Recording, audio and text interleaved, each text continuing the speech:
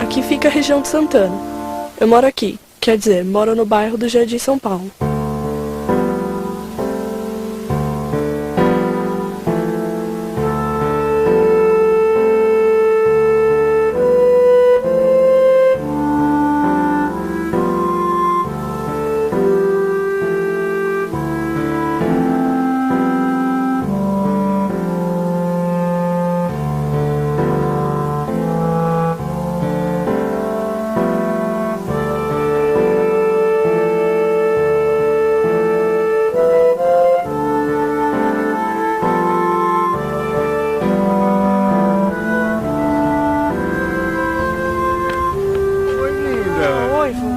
Que cara é essa? Ah, avô, esse trabalho que a professora pediu pra fazer. Pra gente falar do bairro onde mora e pesquisar a história dele. Não achei quase nada. História é um saco, odeio história. Espera aí. História é uma coisa muito importante. Você está assim porque o Jardim São Paulo é muito recente. Não tem a história toda que tem em Santana. Mas tem muita coisa interessante. Se é tão fácil assim, faz o trabalho pra mim. Não, então vamos combinar outra coisa. Eu conto a história, mas você faz o trabalho para a sua professora, tá bom assim? Tá, combinado. Mas para entender o Jardim São Paulo é melhor conhecer primeiro a história de Santana, que é muito interessante, é mais antiga. Vem cá, vamos dar uma volta.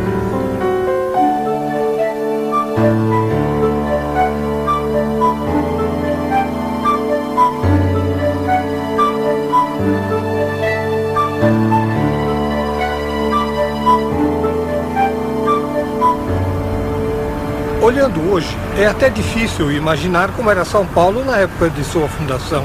Até o século XVIII, Santana era apenas uma grande fazenda de propriedade dos jesuítas. Imagine que o norte de São Paulo não passava de um matagal que ficava depois do rio. E para você lembrar, nos primeiros anos, São Paulo se restringia basicamente ao centro, lá onde fica o pátio do colégio. A região de Santana equivaleria a uma fazenda única, chamada Fazenda Santana, que foi uma doação recebida pelos jesuítas em 1673. É um dos bairros mais antigos.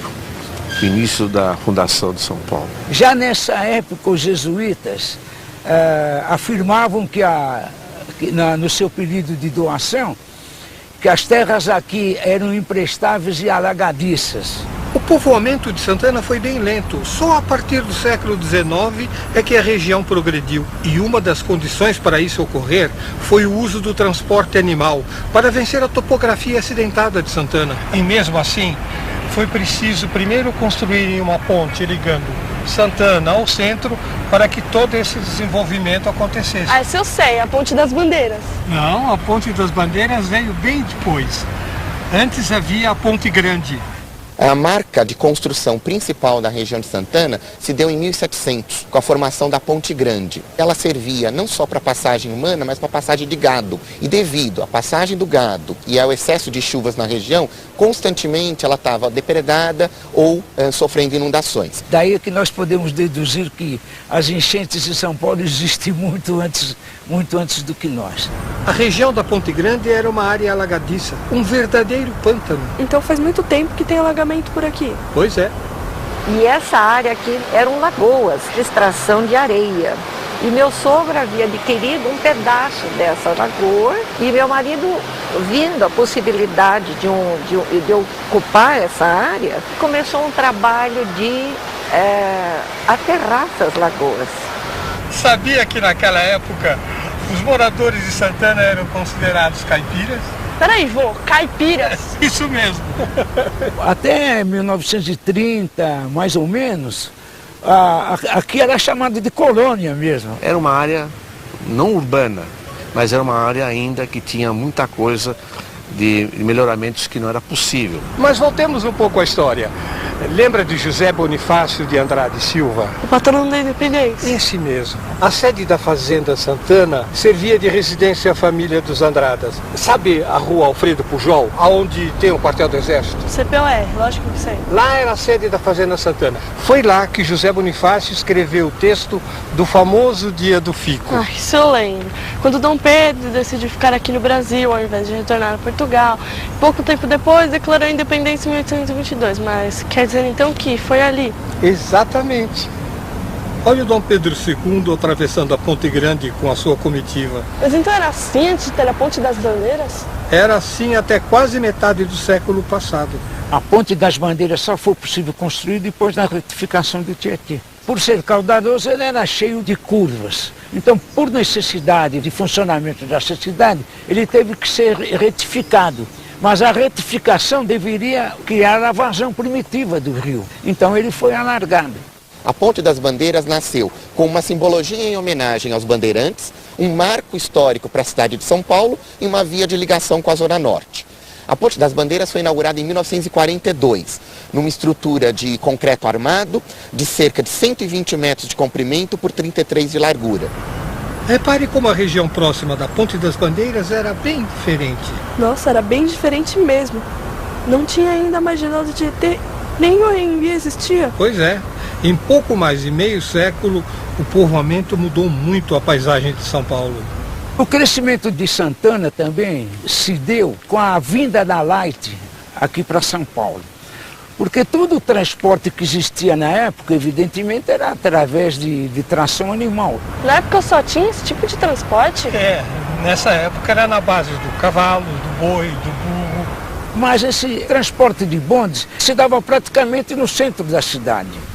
Em 1899, a Light entra na cidade de São Paulo e começa a eletrificar os bondes. A Light então esticou as primeiras linhas até a Ponte Grande. Só em 1908 é que a linha atravessou a ponte e veio aqui para Santana. A condução, depois quando fui estudar na cidade, era tomar um bonde, então íamos novamente até ali perto do Colégio Santana. Nós tínhamos, na época aqui, nós tínhamos o bonde. 42 era o Lavigídio. E o 43 ia até a Alta de Santana. Peguei muito bonde, eu levei muito tombo.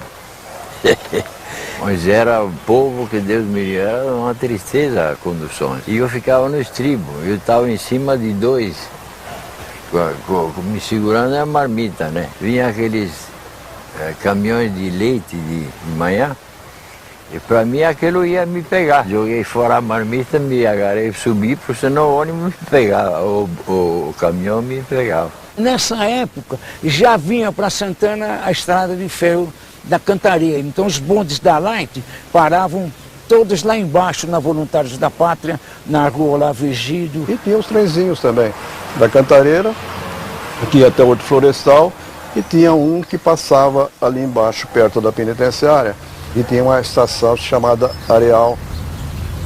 Em 1893, nós tivemos a inauguração do famoso Tramway da Cantareira, que começou a fazer a união do chamado Centro Velho da cidade com a região norte. Aqui existia o trem, a gente ia muito fazer piquenique na Cantareira e muito na Vila Galvão. Nós tínhamos uma turminha de garotos e nós vínhamos nadar aqui na Ponte Grande. Havia uns moleques mais corajosos que ficavam esperando o trem. O maquinista apitava e os garotos ficavam esperando. Quando o trem estava quase chegando neles, aí eles se atiravam no Rio Tietê. Inicialmente, o trem da Cantareira era utilizado para o transporte de material para o reservatório de água da Cantareira, e não para o transporte humano, embora muitos moradores da região acabassem pegando carona no trem. Isso acabou se popularizando e, principalmente aos finais de semana, o trem começou a transportar passageiros, até acabar se tornando também um trem de passageiros. Entre as várias estações pelas quais o trem da Cantareira passava, uma se popularizou na cidade de São Paulo a partir da canção Trem das 11, de Adoniran Barbosa. Moro em Jaçanã, se eu perder esse trem, que sai agora às 11 horas, só amanhã de manhã. O trem da Cantareira termina de vez suas atividades no ano de 1964, e antes disso ele já tinha sido englobado pela Estrada de Ferro Sorocabana. 1933 é o ano de entrada de ônibus no transporte público de São Paulo. Condição nós tínhamos condição aqui, Jardim São Paulo era o ônibus 46. Ele vinha da Praça do Correio até aqui, essa padaria aqui. Daqui voltava. Era aqui na padaria. Até hoje eu falo ponto final, vou no ponto final. Mas era de hora em hora. Então o pessoal saía cedo, ficava lá aguardando, ia alguém guardar o lugar, né? Para depois o pessoal ir para a cidade. Santana também tem uma forte ligação com a aviação. Afinal, aqui é o Campo de Marte. Desde quando tem esse aeroporto, vô? Desde 1920. Se você considerar que o primeiro voo de Santos Dumont com o 14 bis aconteceu em 1906, você verá que Santana aderiu muito cedo à ideia de levantar voo. Vô, você nasceu aonde? Aqui em Santana? Não, eu nasci no Carandiru, logo depois que os meus pais se mudaram para São Paulo, assim como muitos imigrantes espanhóis na década de 40, e ficaram por lá. Lá perto do presídio. Só que na época havia a penitenciária, inaugurada em 1920. A casa de detenção surgiu em 1956. Os meus pais acabaram morando numa rua que se chama até hoje Rua dos Espanhóis. Lembra onde mora a tia Nena? É ali. No caso do estado de São Paulo, vieram imigrantes de todos os grupos étnicos, né? Italianos, alemães, portugueses, espanhóis, japoneses, chineses, e a maioria deles se concentrou inicialmente em trabalhos agrícolas e logo na sequência no trabalho da industrialização. A minha família vem de Penápolis, são espanhóis que chegaram no Brasil no começo do século para as lavouras de café, então meu pai foi estimulado a vir para São Paulo. Nós nos mudamos inicialmente para a Rua dos Espanhóis, que fica no Carandiru. Aquela região, na época, ficava nas beiras da margem do rio Tietê, e também a região, incluindo a Rua Chico Pontes, era cheia de chácaras, geralmente cultivadas por portugueses. Os núcleos coloniais eram bairros coloniais dentro da cidade, onde determinados grupos de imigrantes se concentravam. Na zona norte de São Paulo, um dos primeiros núcleos desse tipo foram de italianos, provindos da Lombardia e do Tirol, e eram mais ou menos 20 famílias. Assim que meu avô se preparou para vir para cá com a família, os outros também fizeram a mesma coisa. Mas acontece que a maioria deles, de quase todos, ficaram só em São Paulo. Porque a minha avó então começou a fazer a cabeça de um e de outro, mas o Brasil tem chance, não sei o quê.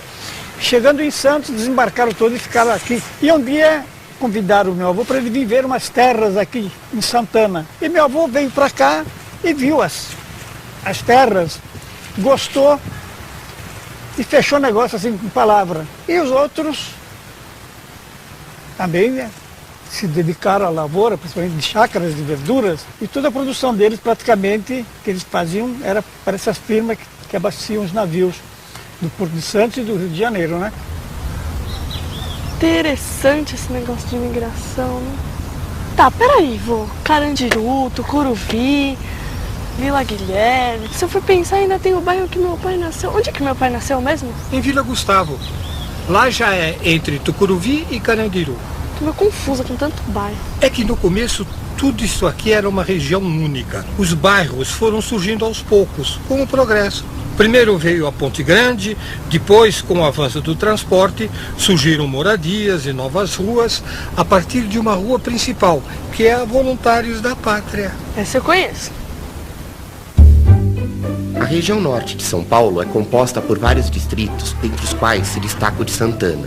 Em torno e dentro do distrito de Santana, formou-se uma série de bairros que até hoje são marcas da região norte da cidade. O próprio bairro de Santana vem a ser o mais conhecido, tendo como via principal a Rua Voluntários da Pátria. Em torno de Santana, e um pouco mais ao norte, encontra-se o bairro da Casa Verde. Logo na sequência, temos o bairro do Mandaqui. Mais a leste de Santana, localiza-se o bairro do Carandiru. Na sequência do Carandiru, está o bairro da Vila Maria. Entre o Carandiru e a Vila Maria, encontra-se o bairro da Vila Guilherme. Mais ao norte, temos o bairro do Tucuruvi. E finalmente, um pouco mais acima de Santana e abaixo do Tucuruvi, temos o bairro do Jardim São Paulo. Tá, vô, você já falou bastante de Santana, agora eu quero saber do Jardim São Paulo. É porque o Jardim São Paulo tem uma história um pouco recente. Até por volta de 1940, aqui era um lugar de pequenas chácaras, de italianos, portugueses. Em função da proximidade com os quartéis de polícia e do Campo de Marte, o Jardim São Paulo acabou sendo um bairro que muitos oficiais escolheram para morar. Mas vamos fazer o seguinte, vamos chamar alguns moradores para contar um pouco da história do bairro. Juca Belizar era dono de tudo isso daqui. Esse é onde nós estamos, Juca Belizar era dono. Depois quem comprou isso aí foi a Preferida. Então a Preferida loteou. Eu nasci aqui no bairro em 1949. Meus pais moravam no bairro da Luz e vieram para o bairro. Estava começando o loteamento. Meu pai comprou uma casinha em construção aqui na Durval Clemente, no Jardim São Paulo. Eu gostei da casinha, porque era uma casa boa e atrás tinha uma figueira, né? Eu precisamente cheguei aqui no Jardim São Paulo no dia 24 de março de 1950. Morei na Alfredo por 10 anos, aí vim para cá. Em 29 de abril de 1960. Eu quando cheguei tinha pouca residência, né? Aqui no Jardim de São Paulo, da Leôncio para baixo era só mato. Daqui até o morro era capinzal, aonde a força pública colhia o capim para tratar dos animais lá. Cada dia vinha 2 caminhões aqui da força pública cortar os capim e levavam para Tobias de Aguiar. No quarteirão que eu morava tinha 3, 4, 5 casas. Umas 2 ou 3 de um lado, 2 ou 3 do outro, o resto era tudo mato. O acesso todo de terra, era um arruamento muito ruim. Quando dava essas chuvas de verão, essas chuvas fortes, a água escorria pelas ruas de terra, era uma terra vermelha. Então a Leôncio de Magalhães ficava inundada com uma água vermelha. Embora tivesse ainda ruas de barro, um barro vermelho, ele era um bairro que foi construído com posturas, então você não podia construir qualquer tipo de residência. Já existia Tucuruvi, já existia Tremembé, já existia Parada Inglês, já existia Pauliceia, Carandiru. Então, como esse bairro era novo, então foi muito procurado e era caro. Não tinha luz, não tinha água.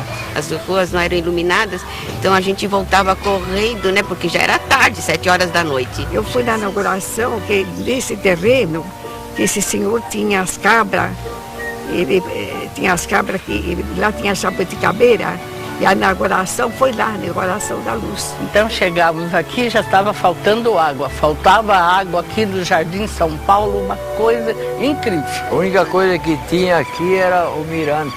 Só, a gente passeava no mirante. Era um morro de grama. Era interessante porque a gente avistava toda a cidade, os prédios da cidade. O que me marcou na infância foram as árvores do Jardim São Paulo e as jabuticabeiras. Tinha uma chácara com jabuticabeiras. Era conhecido também como o bairro das jabuticabeiras. E viemos para essa casa aqui em 73.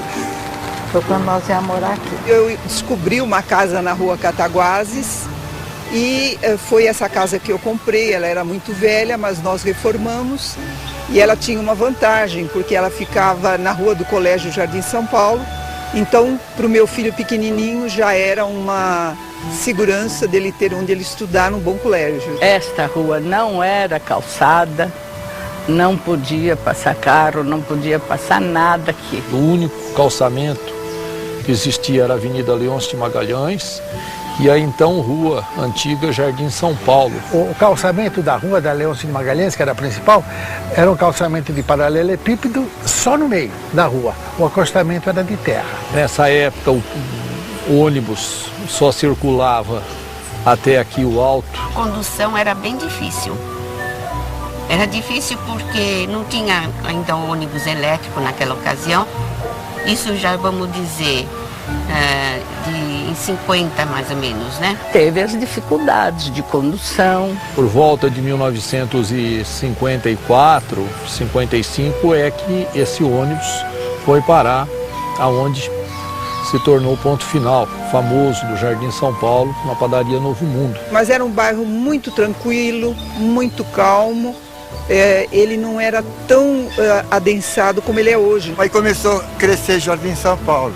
O comércio aí na Leôncio de Magalhães era um comércio assim bem familiar. Na Leôncio começaram a fazer esses prédiozinhos, aí começou a surgir casa. Começou assim, devagarinho, né? Começo dos anos 70, colocaram aí a Regional Norte, Santana, Tucuruvi, e aí começou a dar uma desenvolvida melhor no bairro. O clube da prefeitura já existia. Quando veio a Regional aqui, aí começou a fazer, montar o clube. Uma vizinhança excelente. Aqui é um bairro que todo mundo se conhece. A vizinhança é boa demais. As crianças brincavam na rua e isso para mim foi muito importante porque nós tínhamos qualidade de vida. Desde 1923 eu nunca saí daqui.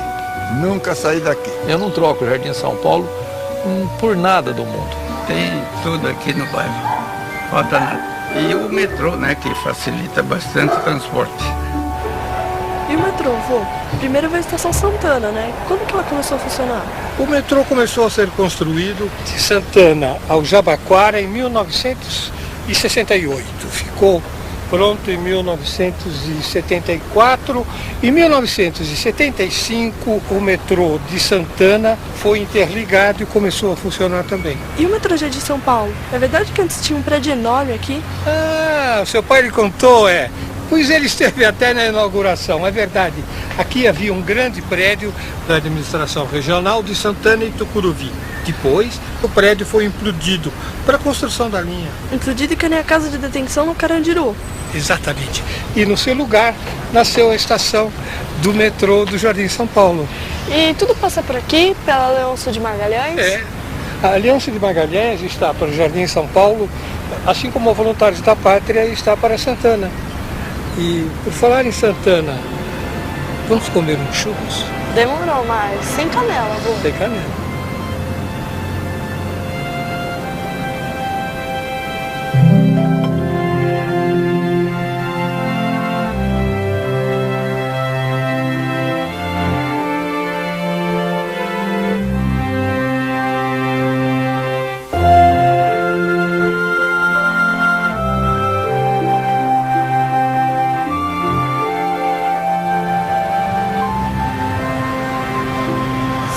Andar por aqui agora.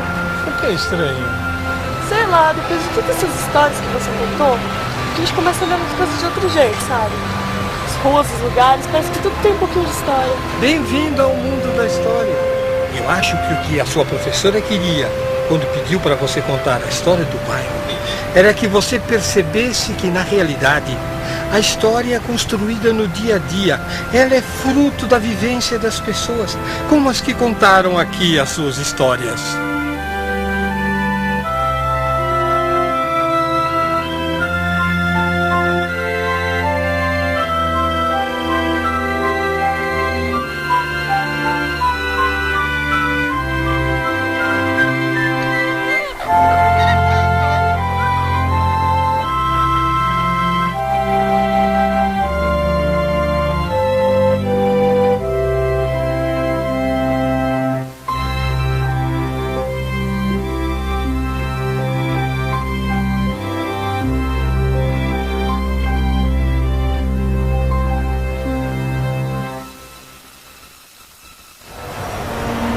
Bom, só falta você me dizer que o Cine Santana também tem história. O antigo Cine Hollywood está cheio de histórias.